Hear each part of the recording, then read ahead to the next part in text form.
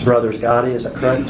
Yeah. Okay. So for the record, can you point him out in the courtroom and tell me what he's wearing and stuff? Yeah, his young brother over there with the button-down shirt, blue and white button-down shirt. Just the record. This would leave him in critical condition. After this, Mo 3 seemed to brag about being behind Yella Beezy getting shot. This already escalated a heated beef to new levels, and soon, Mo 3 would pay for it with his life. King Von, who had issues with Youngboy, found this artist Quando at a club in Atlanta. While Quando was outside hanging out in front of the club, King Von blindsided him and began attacking him. This is when Quando's friend Lil Tim saw this, jumped out the car, and discharged his weapon towards King Von. Yo, good, bro.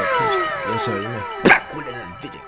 In y'all film today, we have the real reason why Yella Beezy wanted Mo 3 gone. Hey man, I'm sorry for all the Yella Beezy mess, but yo, I can't count. That's really all what's going on. Like, until some more real content come out, bro. Ain't really nothing but your favorite subscribe button, hit like button for more content like this. Let's get right into it. Few years have been terrible for rappers, as we have been seeing rapper after rapper getting arrested for some of the most disturbing crimes imaginable. Recently, Yella Beezy was arrested for allegedly putting a hit on his rival Mo 3. This situation was an attempt of keeping a gangster gone wrong, as Yella thought he was going to take out his rival and ride off into the sunset untouched. This concept of keeping it real and proving their gangster has become a cancer to the culture, as Yella Beezy is only one rapper of many who have gone down the same path of crashing out, proving just how gangster they really are, only to find themselves in custody, waiting for their demise. Hey guys, I hope all is well. Welcome back to The Truth Is, where I drop new videos every other day exposing the truth. In today's episode, we will be talking about their rapping. Unfortunately, fans love to see rappers destroy each other for their entertainment. They love hyping up a beef that leads to a rapper crashing out. Then the fans pretend to act dumb when someone ends up dead. We have seen this time and time again. Rappers throwing away their career and lives to prove to the internet they are as real as they claim to be. And you see, bro, that's where I feel like the problem at, bro. Because I feel like you don't have to prove if you real or not. You know how to prove if you real or not, bro. Like, you just basically just threw your life away just to prove that you was real. But if you was real, bro, who cares what everyone say? You know you real. Freak. Rappers that are willing to throw away all they built so that people that they don't even know will acknowledge how real they are. This is the exact story of the 3 rappers we will be talking about today. 3 rappers who wanted to prove that they were as real as they come, only to find themselves awaiting their demise.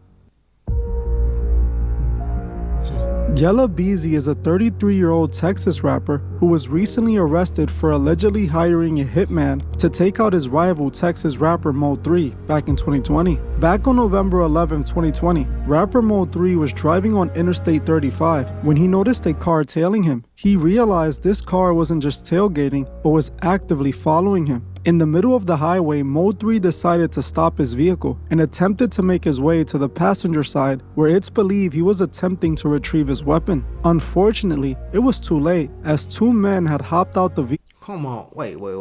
You tell him you started a car. Wait, nah, bro, you should have kept it. It better have been heavy traffic. It better. I think it was, but nah, bro. Come on. Out. Boom, boom. Cause nah, they coming.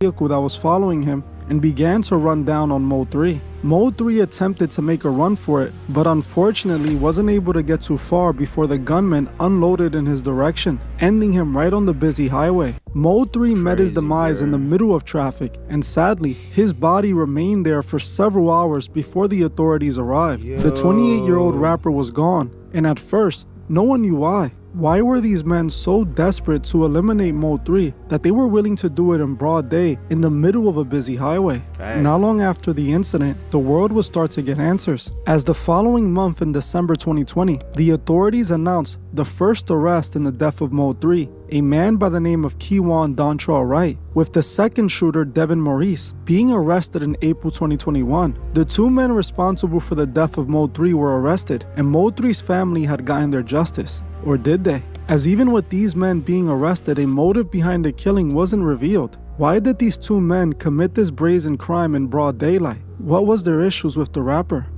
Man, at one point they said that Warner Bros had a problem because Apparently, Mo 3 smashed his baby moms or something like that. I don't know, bro. Allegedly, man, he had part of that as a reason why he wanted to do it too.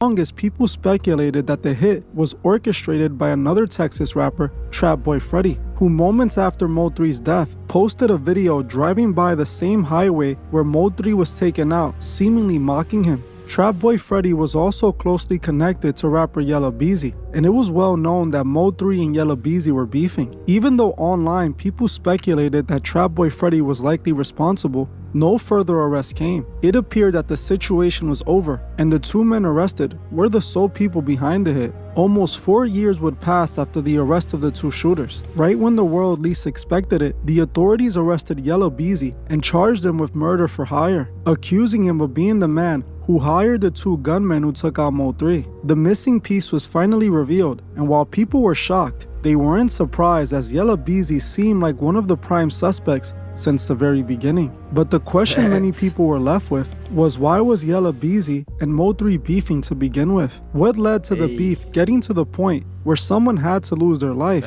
Believe it or not, at one point, Mo 3, Yella Beezy, and Trap Boy Freddy were all friends before it went south, with all three of them being seen pictured together here. Now, no one seems to know 100% what started the beef, with some people suggesting the beef started over a girl they were messing with, while others say it was rooted in jealousy. Most of the information I was able to find out suggested that the beef was initiated by Yella Beezy, with people claiming Yella Beezy was behind the death of a close friend of Mo 3, a Texas comedian named Roy Lee. Roy Lee had done an interview where he dissed Yella Beezy. Roy Lee was seen on social media aiming many of his jokes at Yella Beezy, turning him into the butt of the joke, which angered Yella Beezy because he felt it was ruining his gangster reputation. This led to Roy Lee being targeted by Yella Beezy allegedly, being shot once in the leg. It was alleged that after Mo 3 found out Yella Beezy was behind the death of his friend, it sparked a beef between the two. It was alleged he attempted to take out Yella Beezy in retaliation for Roy Lee, allegedly catching him in a club and chasing him down, ambushing him, and unloading into Yella Beezy's car, striking him several times. This would leave him in critical condition. After this, Mo 3 seemed to brag about being behind Yella Beezy getting shot, letting the city know he was the one who did it in many of his songs. This already escalated a heated beef to new levels, and soon, Mo 3 would pay for it with his life. Now, according to the feds, Yella Beezy was the man who paid the two shooters to take out Mo 3. Now, Yella Beezy is facing life in prison, and even the possibility of the death penalty. Sadly, this has become the same outcome for many of these gangster rappers. Men with fragile egos who are more concerned about what people think about them online than taking advantage of the opportunity they have in front of them. Both Mo 3 and Yella Beezy were tricked out of a successful music career and a good life to prove they were truly the gangsters they claimed they were in their songs. They both rapped about their crimes to let the world know they did them, antagonizing the other side and pushing each other to crash out. These rappers wanted street cred more than they wanted success, and sadly, both ended with similar outcomes: a wasted life. While it was going on, the fans egged it on and enjoyed watching these two men beef. They cheered it on until both rappers ended up in a box. This is the same story we see from the Little Durk and Quando Rondo beef.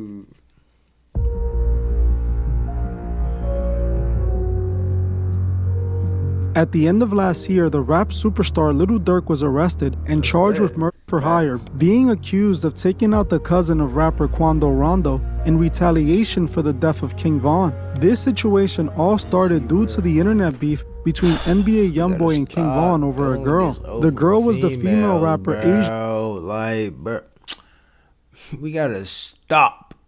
Like, we dead seriously gotta stop. Bro, at the end of the day, bro, most of these females, bro, are just out here to live their life and do whatever as long as someone's paying, bro. So it's like, y'all gotta stop. We gotta stop this madness. 。doll who had been in a relationship with King Von. She did a song with NBA Youngboy which led to Von getting jealous and hitting up Youngboy's baby mother to put her on one of his songs. This ended up sparking a full-on internet beef with Von dissing Youngboy every chance he got, eventually leading to the death of King Von and sparking the real street beef between Durk, Youngboy, and his artist Quando Rondo. Back in 2020, Quando Rondo was involved in an altercation that led to King Von's death. King Von, who had issues with Youngboy, found this artist Quando at a club in Atlanta. While Quando was outside hanging out in front of the club, King Von blindsided him and began attacking him. This is when Quando's friend Lil Tim saw this, jumped out the car, and discharged his weapon towards King Von, taking him out. After this, Durk began beefing with Quando and Youngboy. He made several songs about avenging Von, capitalizing off his death. After Von passed away, angry fans pandered Durk for years, claiming that he didn't avenge Von's death, taunting him online every chance they got. The hashtag Slide for Von became a common phrase on the Durk social media post. Sadly, it seems the fans had finally gotten to Durk, as allegedly, he tried doing just that. On October 25th, Lil Durk was arrested by the feds for putting a hit on Quando Rondo. The feds had indicted several other men connected to this hit earlier that day, but hadn't arrested Durk yet. This was until the feds realized that Durk had booked 3 flights that were heading out of the country. They arrested Durk an hour before his private flight was set to leave to Italy. The feds took Durk into custody, where he is being held without bail. He was charged with conspiracy to use interstate facilities to commit murder for hire, resulting in death. The feds claim they know Durk did it because they have a witness who confirms it all. Now, according to the feds, Durk put this hit on Quando back in 2022, promising whoever managed to eliminate Quando Rondo a record deal with his OTF label. The feds released in the indictment that the hitmen were offered rewards, including lucrative music opportunities if they contributed to Quando being taken out. A credit card linked to Lil Durk and OTF was used to purchase airplane tickets for the co-conspirators to fly from Chicago to California, where they believed Quando was located. This led to a group of 5 of his affiliates coming up with a plan to get rid of Quando. Eventually,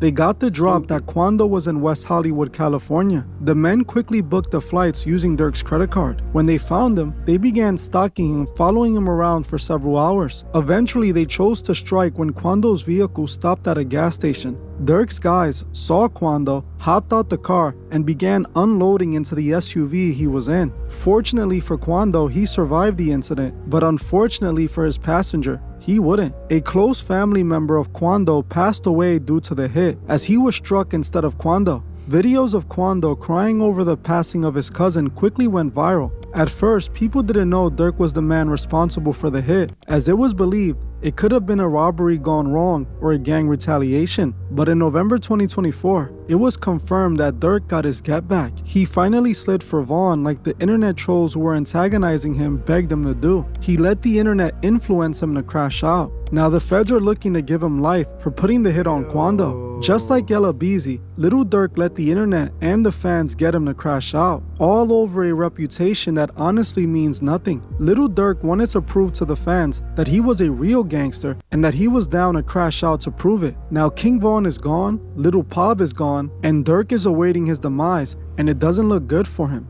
His desire to be a real street gangster got the best of him. He not only paid for a hit, but bragged about doing it in several songs, eager to prove to fans he's the gangster his thing. Like, at the end of the day, like, you got to be the hardest, and that's how you go out. I think that's how they think. But you was something, bro. You had, man, come on, bro. You had India, had your daughters, bro. There was way more you had to live for. You feel me? There was way more.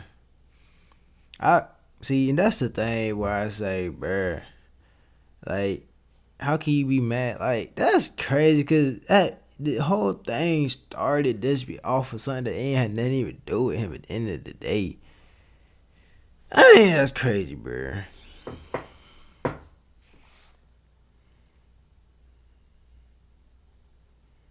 music paints him to be. Sadly, the fans love watching these rappers destroy each other, instigating the entire beef until the moment of no return, just like we saw from the Yo Gotti versus Young Dolph beef.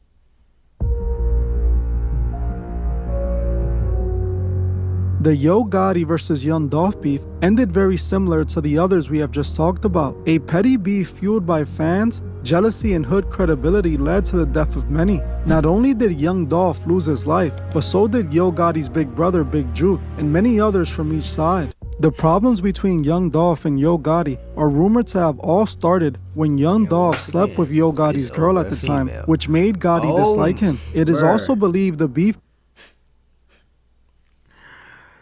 Oh my God.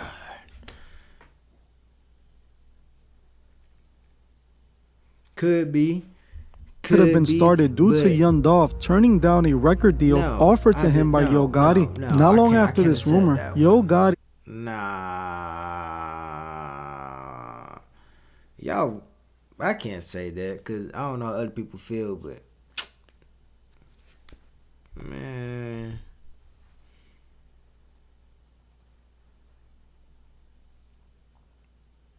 and his CMG crew started dissing Young Dolph. This leads to disses coming from both sides, sparking the beef publicly. Not long after the diss songs, the violence came, and that's when the attempts on Dolph started. The first attempt was when he was ambushed inside of his bulletproof truck, with alleged CMG associates unloading over 100 rounds into the truck, with Dolph miraculously surviving the attempt. Dolph would even make a whole song dissing CMG for not taking him out. Shortly after that happened, CMG rapper Black Youngsta was arrested, being accused of setting up the crime. He was eventually released, as not enough evidence was found to convict him. After this, things only got worse as another attempt happened. This time, Dolph was actually struck but survived. Again, this situation was attributed to the beef Dolph had going on with Yo Gotti. Even though CMG had allegedly attempted to take Dolph out twice and failed, it seemed like they just wouldn't give up. Sadly, those who wanted Dolph dead again attempted to get rid of him, and this time, they finally achieved it. Back on November 17, 2021, rapper Young Dolph was again ambushed, and this time, he was taken out outside of a cookie shop in Memphis. Dolph, who was in the city to host a turkey drive, was ambushed by two armed masked men. Shortly after Dolph entered the cookie shop, the two men were seen running towards him and cowardly unloading. Dolph was struck multiple times and passed away due to his injuries. This was the last video recording ever seen of Young Dolph, a video of him walking right into his demise. While initially the police had no idea who was responsible, many in the streets and online believed they knew exactly who was behind it. His biggest rival Yo Gotti was quickly blamed, something that remained speculation until the man responsible for doing the crime came out and admitted it. On the very first day of trial, we saw the man responsible for taking out Dolph admit he was working for CMG. Cornelius Smith was one of the men arrested for what happened to Young Dolph. During the trial, Cornelius admitted to being one of the hitmen involved in the crime. In the courtroom, he not only admitted that he pulled the trigger alongside Justin Johnson, but he also admitted that he did it after CMG had put a $100,000 hit on Dolph. Cornelius testified that he was told about the bounty on Dolph by Hernandez Govan. According to Cornelius, he met Govan through Justin. Govan was trying to get Justin, who was a rapper by the name of Straight Drop, signed to CMG, as Govan knew people over at CMG, specifically Yo Gotti's brother Big Juke. According to Cornelius' testimony, he claims that Govan told him and Justin that Big Juke was willing to pay $100,000 for them to take out Young Dolph. Jonathan agreed to do it for the money, but also as an offering to Yo Gotti and CMG, as he wanted to sign to their record label. So according to Cornelius, him and Justin waited until November because they knew Young Dolph was supposed to be hosting turkey drives all month in Memphis. So they took to the streets to look for him, and they found him. They began tailing Dolph all the way to the cookie store. When Dolph got out the car to get some cookies, the two men pulled a U-turn and drove into the parking lot. They hopped out the car and unloaded into the store, taking Dolph out on the spot. The two were injured as Dolph's brother returned fire, but they managed to jump back in the car and escape. Losers! Do better! Stupid ass. Back up, okay? So you said after you arrested, you came to your senses. Is that correct? Correct. And you say that Justin, is that the defendant in this case? Yes, sir. Had written you something that you called a kite. a kite? Okay. Without saying what was in that kite, and that's a letter, is that right? Yes, sir. Without saying in that letter, after you received that letter, did you decide to tell the truth? Right. And what did you do once you decided to tell the truth? I had spoke with my lawyer. Yeah, I've been caught and I got a conscience too. Now they don't know my senses. Yeah, I got a conscience. That's the day that we had saw Young Dolph and Pulling in Makitas. All right, so whose car is that? That's Young Dolph's car. All right, and you say we, who saw this car? Me and Jessica. Well, let's back up then and tell me how you know Justin. Through Govan. All right, and who is Govan? Ananda Govan Quick. We know him by Quick. Okay, who is Quit? Associate. How is it that you met Justin through Quit? Just, like, being around, basically. Being around. Would Justin be around Quit too? Yeah, he'll be around Quick. Do you know why Justin would be around Quit?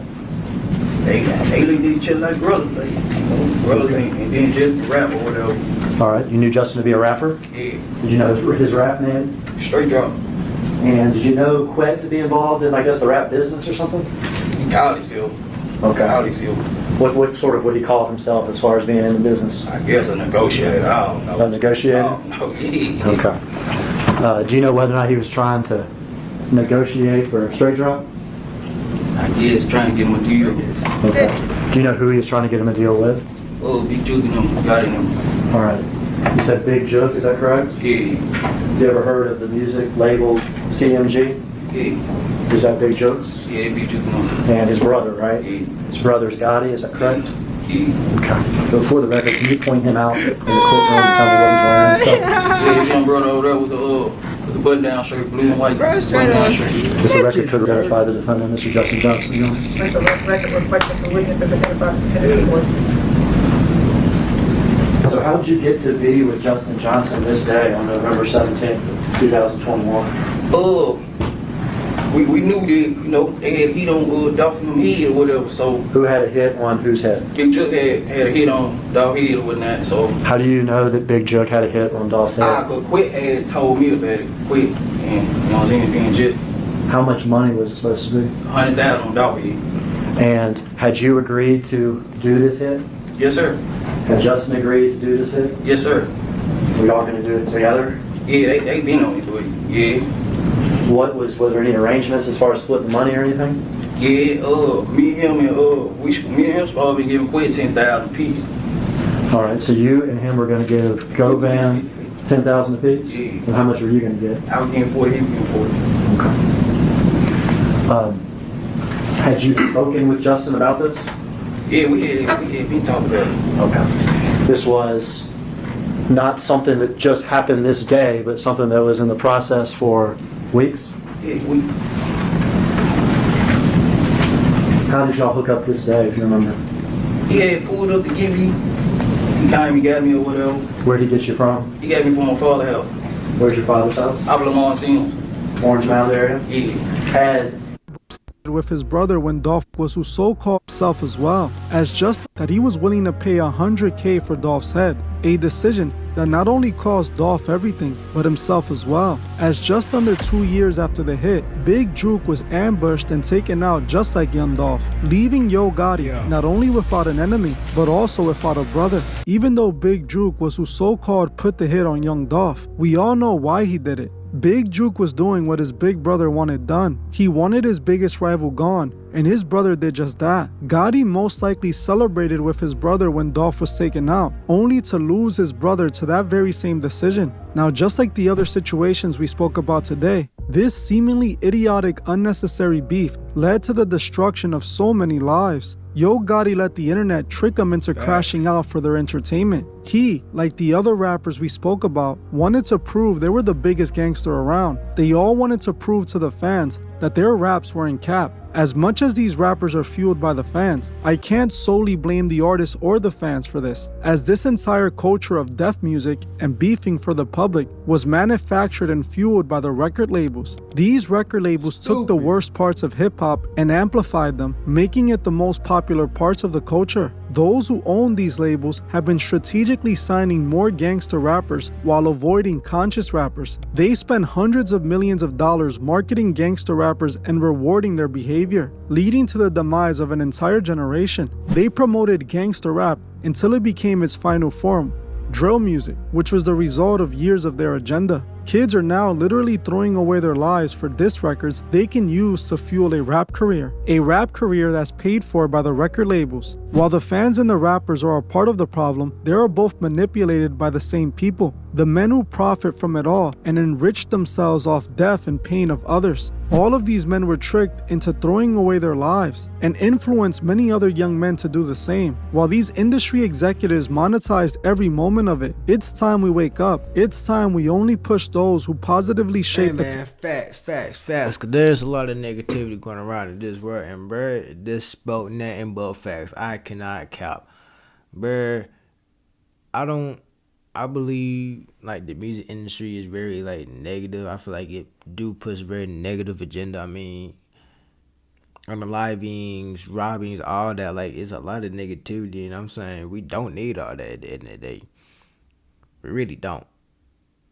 Because the world to keep getting worse and worse, and like I said, it is the agenda. Everything is his agenda. Everything is happening for a reason at the end of the day. So I feel me, y'all stay prayed up, and y'all work to put positivity out into this world, bro, for real, and just, have you something on the side that you want to do, so that way, you ain't also dealing with other stuff. You also have something that you enjoy doing yourself. Feel me? So y'all feel me? It's about Chris Reacts out. And I need me to do. If I ain't get paid, I ain't doing the show. Shit, I'm finna.